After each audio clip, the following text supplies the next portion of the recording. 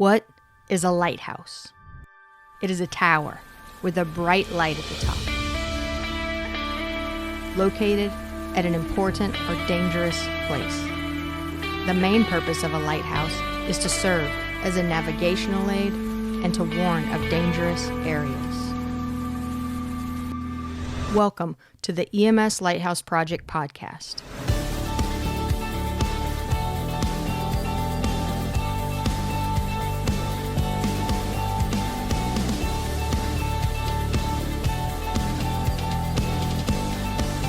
Illuminating the darkness of current EMS clinical practice with the bright light of science. Here are your hosts, Dr. Jeff Jarvis and Mike Verkest.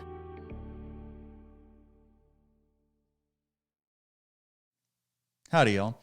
This is Dr. Jeff Jarvis. As you can probably tell, I just got back from the emergency department.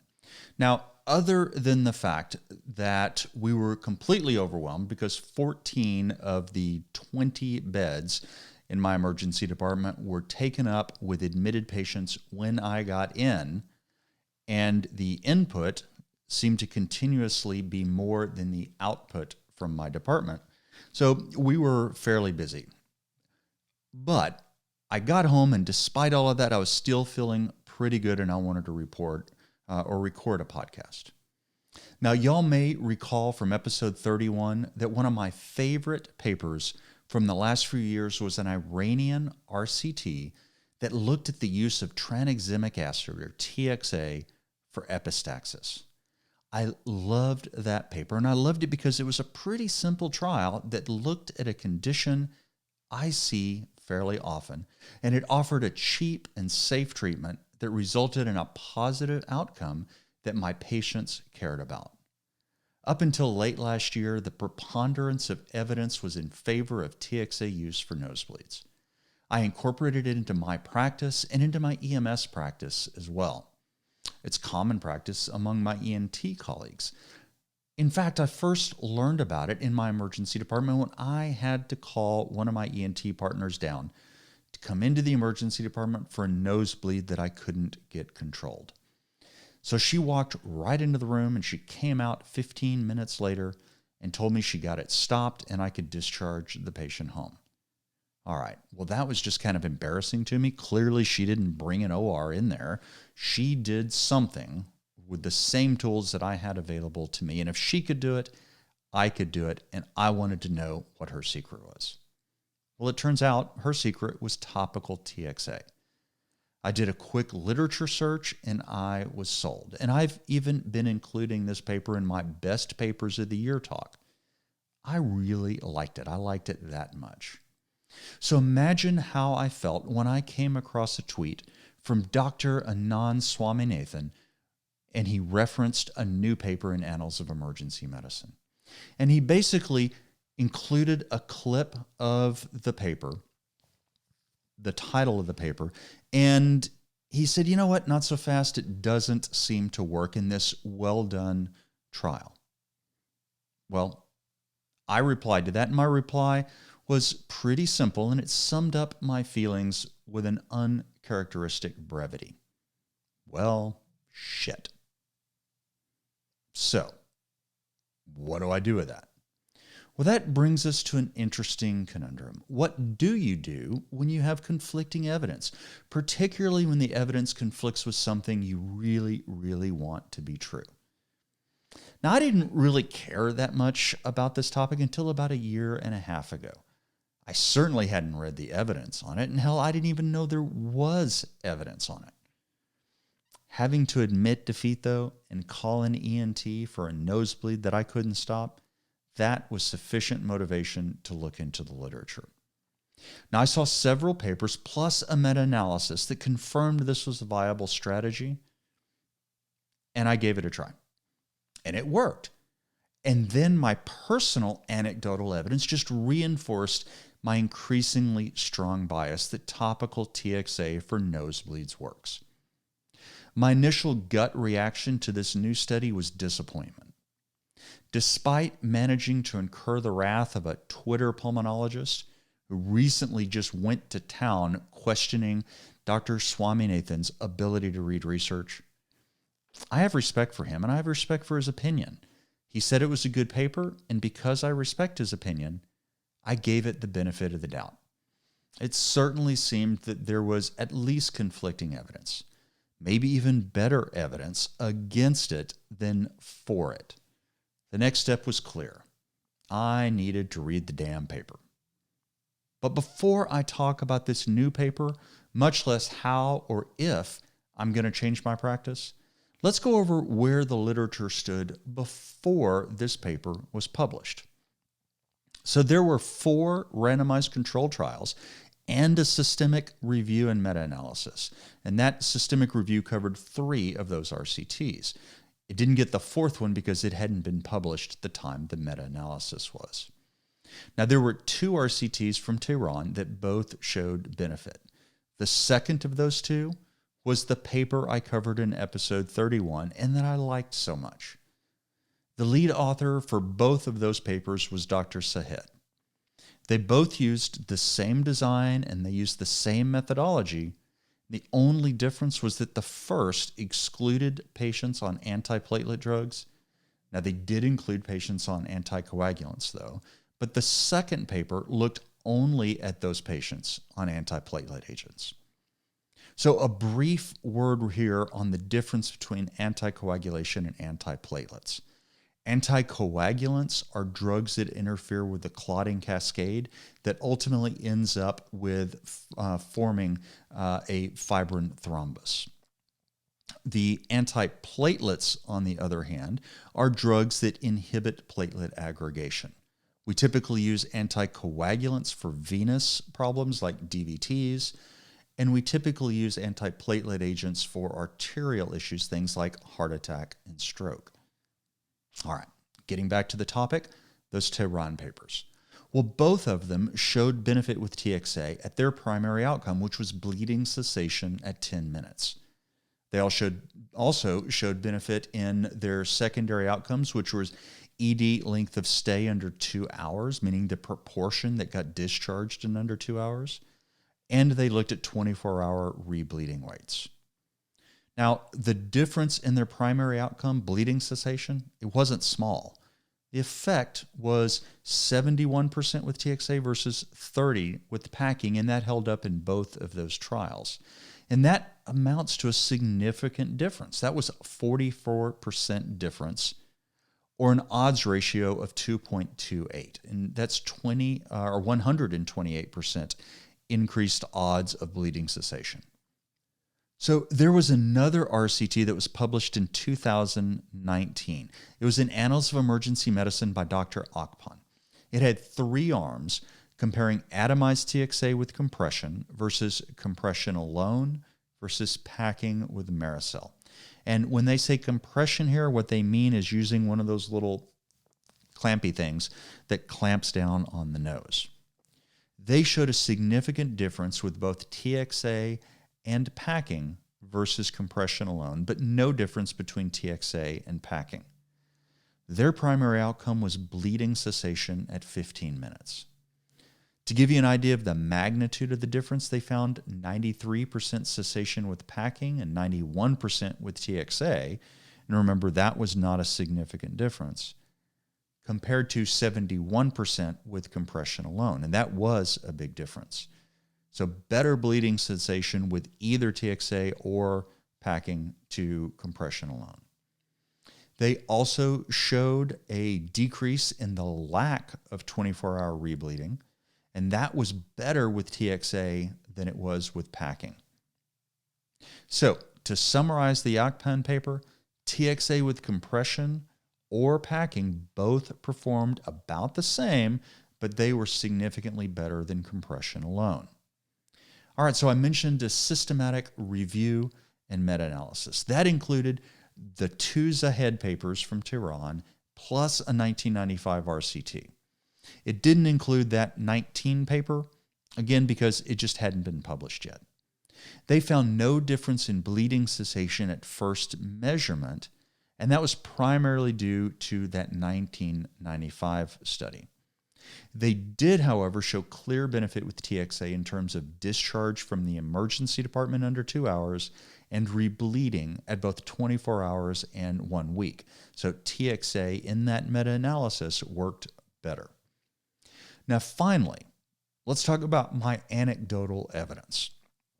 That anecdotal evidence, even though it's mine, is at the bottom of the evidentiary hierarchy. Yeah, but I really like it. All right, so let me tell you about my evidence. To the best of my knowledge, I have not had to consult an ENT colleague for failure to control a nosebleed since I started using TXA. Now, maybe my memory's bad. Maybe it's selection bias or recall bias, but I don't think I've had a failure. Now, to be clear, I use it differently than any of these trials. Because I'm not enrolling patients in a clinical trial, my practice probably varies a little bit from time to time. Now, my EMS protocols pretty much match what I do most of the time.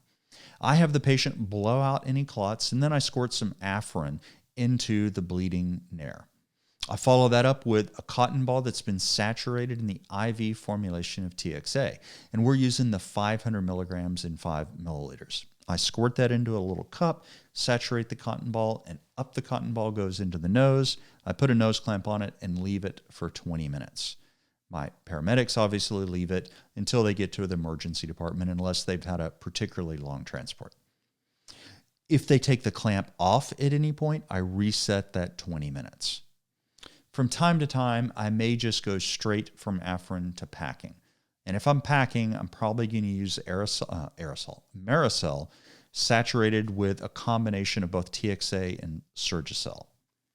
So that pretty much sums up the prevalence of the evidence and my anecdotal experience leading up to this new paper. So let's talk about the new paper. It was published this year, 2021, in the Annals of Emergency Medicine by Dr. Adam Rubin and his colleagues. The title is The Use of Tranexamic Acid to Reduce the Need for Nasal Packing in Epistaxis, a randomized controlled trial. And because they wanted this study to have impact, they came up with a neat name, and they call this the NoPAC trial. NoPAC, get it? No packing. It's kind of cute. Well, Dr. Rubin and his colleagues, they conducted a 2-year pragmatic, randomized, double-blind, controlled trial among 26 level 1 emergency departments in the United Kingdom. Now, just listening to me, it's pretty obvious I'm a U.S. emergency physician, and that means I'm way more familiar with what U.S. emergency departments are like. But despite that, I kind of get the idea that a level 1 UK ED or A&E, accident and emergency, I think. Their level 1 departments, I think, are pretty comparable to what a U.S. tertiary care academic center is. They enrolled patients over the age of 18 who had spontaneous atraumatic epistaxis. Patients were excluded if they had hemodynamic instability, trauma, out-of-hospital packing, meaning somebody outside already packed it before they got there, if they had an allergy to TXA, if the patient was pregnant, or had a history of nasopharyngeal malignancy or hemophilia. Patients were not excluded, however, just because they were taking anticoagulants or antiplatelet agents. Now, the other thing is they made no attempt to distinguish anterior from posterior bleeds. Now, just as a reminder, an anterior bleed is a bleed from Kesselbeck's plexus. That is this great big venous plexus right within picking range in the anterior surface of your nair. And then posterior bleeds are the ones further back, and those are typically more severe, primarily because they're harder to control. We just can't get to them as well. Now, patients were randomized, and this is important, they were randomized after they had failed to stop bleeding with 10 minutes of direct compression with a nasal clamp over a cotton wool dental roll that had been saturated with a vasoconstrictor. All right, so let's think about that again. They got a cotton wool dental roll, and that is basically this roll of cotton. So it's, about like that, and it's a roll, maybe the size of my finger, a little bigger, and they put that into the nose and clamped it. But before they put it in there, they saturated it with a vasoconstrictor. So, y'all, that is a significant issue of the study, and I really want everybody to understand it. This is apparently standard of care in the UK, but it is not in the US. So to be clear, it is an incredibly reasonable thing to do, but we do need to understand it was done first in all patients before they got randomized. If we understand that, then we can start to understand what we're comparing as we try to determine the extent to which we can extrapolate these findings to our practice. This, what they're doing, is certainly not my practice. Again, very reasonable, and maybe it should be my practice, and maybe it'll be my practice in the future, but to date, it has not been. All right, let's take a look at what they did. Their intervention, which was randomized in 1-to-1 blocks, was insertion of a second cotton dental roll. This one had been saturated with 2 milliliters of a solution. If the bleeding wasn't stopped, they left it in place for 10 minutes, and if that wasn't stopped, they did another 10 minutes with a second saturated cotton roll. They would saturate it. They did that in both arms of the trial. The only difference is that in the active arm, they used 2 milliliters of a topical TXA solution that came in a concentration of 100 milligrams per milliliter. So basically, 200 milligrams on the cotton roll for 10 minutes versus 2 milliliters of placebo or normal saline. 10 minutes later, if it didn't work, repeated once for a total of 400 milligrams of TXA or placebo. So the study drug, meaning the TXA or the placebo, was prepared and shipped to the emergency departments in identical and unidentifiable 2 ml vials. In this way, neither the patient nor the physician knew which drug was being administered. Their primary outcome was different than all of those other studies, and this also is important to recognize. They looked at the need for anterior nasal packing. Now, when they talked about nasal packing, they talked about using Maricel or a Rhino Rocket. Now, as a complete aside, I learned that the Rhino Rocket is made in Austin, Texas. I'm from Austin, Texas. I think that's a cool factoid. As a matter of fact, I plan on using that cool factoid if I can ever get back to a bar where cool factoids are useful. Come on, COVID, give us a break. Let us get back to our bars. All right, so how did they report on this outcome? They looked at the odds ratio for needing packing, but they didn't adjust for the use of anticoagulants. They did, though, perform a sensitivity analysis on anticoagulant use, and they didn't find an interaction. And what that means is that use of anticoagulants did not make a difference. So for secondary outcomes, they included hospital admission, length of hospital admission, the need for blood products, rebleeding rate, and any complications, whether it was thrombotic or otherwise. Interestingly enough, the outcome from prior trials that we're trying to compare this to, which was rapid bleeding cessation, that wasn't an outcome and it wasn't reported. All right, Jeff, you've rambled on long enough. Let's get to the results. They randomized 496 patients to one of these two arms. Now, the two groups looked pretty well balanced to me with one exception. There were more patients in the placebo arm who used antiplatelet medications or anticoagulants. So this would be expected to bias these results in the direction of benefit with TXA. Why is that? Well, if you're on an anticoagulant, we might assume that you would need nasal packing more often. And if there were more patients on an anticoagulant in the placebo group, we would expect the other group to look better. All right, well, was that the case?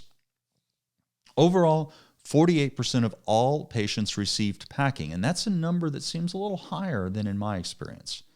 And 44% of all patients were admitted to the hospital, and that is way higher than my experience. I cannot think of the last time I had to admit a patient with epistaxis.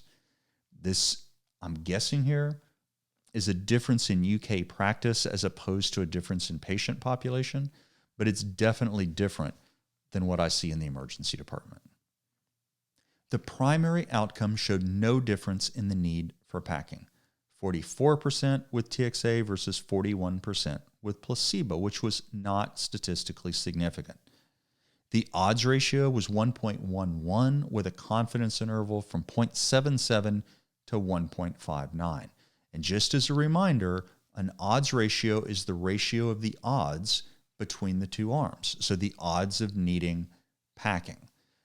An odds ratio of 1 means there's no difference, and therefore if your confidence interval crosses 1, it's not significant. Now, there was also no difference in any of those pre-planned sensitivity analysis, meaning anticoagulants didn't make a difference. They also didn't see any significant difference in any of their secondary outcomes, including hospitalization rate, length of stay, or recurrent bleeding. Now, as with any other study, there were limitations. They used less TXA than the prior studies, although, as they point out, there is likely a limit to how much TXA can actually be absorbed by the cotton balls. The other thing that I want to talk about is they talk about using topical TXA.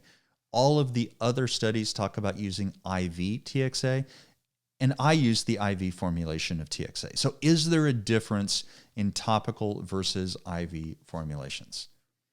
Well, the truth is I have no idea. So when I have no idea about a drug, I call a clinical pharmacologist. And as it turns out, I have a friend who's a clinical pharmacologist, Niall Barnes.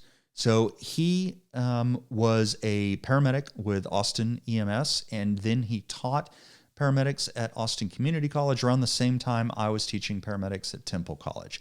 We got to be good friends, and now he went to pharmacy school when I went to medical school, and now when I have pharmacology questions, I ask him. He did some looking, and he says, pretty much not. They're the same drug. So if you're looking on that, don't get hung up on it. That, I think, is comparable.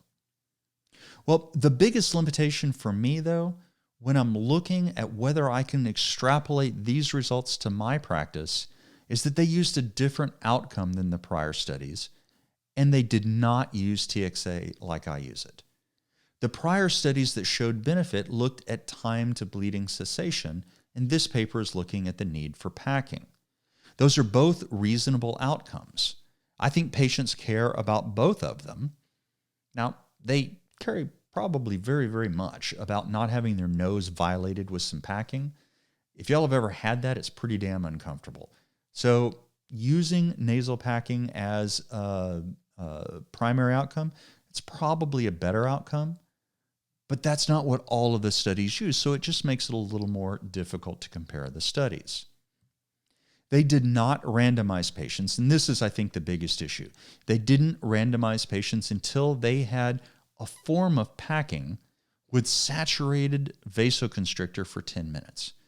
Now, what do I mean when I say a form of packing? Maybe I ought to call that light packing. They used a cotton dental roll, and they used compression, and that seems an awfully lot like what the Iranian papers called packing, where they took cotton and just shoved it in there. My guess is you're getting the same effect from the cotton roll and the cotton wicking. That packing, though, is definitely different than what we typically call packing, which seems like what they call packing in the UK, which is using either an expanding sponge like Maricel or an inflatable balloon like the Rhino Rocket from Austin, Texas. So this light packing that they're doing, that's not done in any of the prior trials, and I don't do it in my practice, and none of the docs that I know do that. Now, because this was a pragmatic study, this trial left the choice of vasoconstrictor to the treating physician, and they did not say what vasoconstrictor they used or how often they used it. But in a Twitter thread on this topic, the author replied and said it was almost always phenylephrine, but sometimes they used epinephrine. Now, both of those are different than what I use. I exclusively use oxymetazoline, and that's Afrin. That's probably what y'all are using. It's probably what most EDs use. Now, it's possible that phenylephrine or epinephrine are better vasoconstrictors than Afrin. It certainly wouldn't surprise me if that was the case. Now, maybe the route they use is better. They used that saturated cotton roll and did that light packing, again, unlike what most of us do with Afrin. We just squirt it on up in there. Again, maybe that's a better approach. And the truth is, it probably is a better approach, but it's just not our practice. Now, could that have made a difference, what they did for everybody? I really think it does make a difference. Now, their evidence is fairly compelling that there is no difference after that 10 minutes of light packing with a vasoconstrictor between TXA and placebo. So we're left with conflicting evidence here. Most of the Twitterati out there are writing off TXA completely for epistaxis. I think that's a bit premature. I want to be clear. I'm not rejecting this evidence just because it doesn't agree with my bias. In fact, I'm not rejecting this evidence at all. Prior to this trial, I thought the preponderance of the evidence favored TXA, and now there's a conflict. There was a larger and better done trial, but that doesn't mean I can just forget the prior evidence. Doing so would be exactly the thing that many of my emergency physician colleagues, including myself, have long complained about with the TPA for stroke literature. Now, in case you haven't followed that particular debate, there was negative study after negative study about the use of TPA for ischemic stroke. Then there was the 9 study, and the way it was published claimed benefit. And as soon as it was published, it became the standard of care. Further placebo-controlled trials were considered unethical, and you're a horrible, horrible human being if you tried to do it. And the prior evidence was pretty much ignored. I'm trying not to do that here. What we have now is doubt. The prior evidence clearly favored TXA, but now the evidence is contradictory and we're much closer to equipoise. I will grant you that this study was definitely the best one done. It was bigger and had multi-centers. And I think the way they wrote it up was better. It was certainly more specific. But the other studies were multiple. So I think we have equipoise here. And I really do think additional studies would be helpful, perhaps either repeating this study in a different population or doing a larger study repeating the prior Iranian studies. Remember, the key to good science is reproducibility. What is clear, though, through all of these is that there is no harm with TXA for epistaxis. Turns out there's not a whole lot of harm for TXA in any use, but definitely none of these papers showed harm. There is no difference in the adverse events between TXA and placebo in these trials, and TXA does have one great advantage, and that is that it's cheap. So coming out of this study, I'm left with 2 questions. One of them is academic, and one of them is pragmatic. My academic question, my nerd question, is about the science. It is, what is the true value of TXA and epistaxis? Additional trials can help us answer this question. My biggest question here is whether to do a 10-minute light packing with phenylephrine instead of a quick squirt of Afrin before I do anything else. Or should I continue doing what I'm doing right now, which is pretty much go straight to TXA? Now, in the emergency department, I'm probably going to go ahead and give phenylephrine a try before then resorting to TXA. Because even though what they're doing in the UK is definitely different than what we're doing here, which gives us difficulty in comparing the trials, I kind of like what they're doing. So I think I'm going to give it a try. And if the phenylephrine doesn't work, I'm probably going to go straight to packing.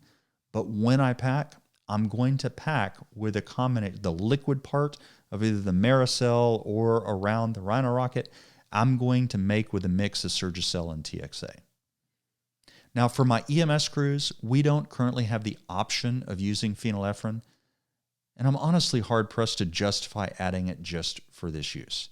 Because the existing evidence on the initial use of TXA versus placebo, meaning before the whole phenylephrine thing, that evidence still favors TXA. I'm going to continue with our current practice, or at least I'm going to do that until the pendulum swings with further evidence. You know, it honestly amazes me that I've become interested enough in epistaxis to do not 1, but 2 podcasts on them. but do them I have. And now that I think about it, I have now done 4 podcasts on the TXA literature. I'm really pretty sure I don't care that much about TXA. I don't think I've ever cared that much about TXA. I think I'm going to have to call a TXA moratorium for a while. That's it. Tweet. Moratorium TXA. At least 10 podcasts, no TXA. Now, having said that, I'm pretty sure I jinxed myself because maybe, just maybe, that one clear and convincing trial, randomized pre-hospital trial, maybe 2 grams of TXA given as a bolus compared to placebo, that's going to come out and it's going to rock our world. In which case, I might have to violate the TXA moratorium that I just set in place.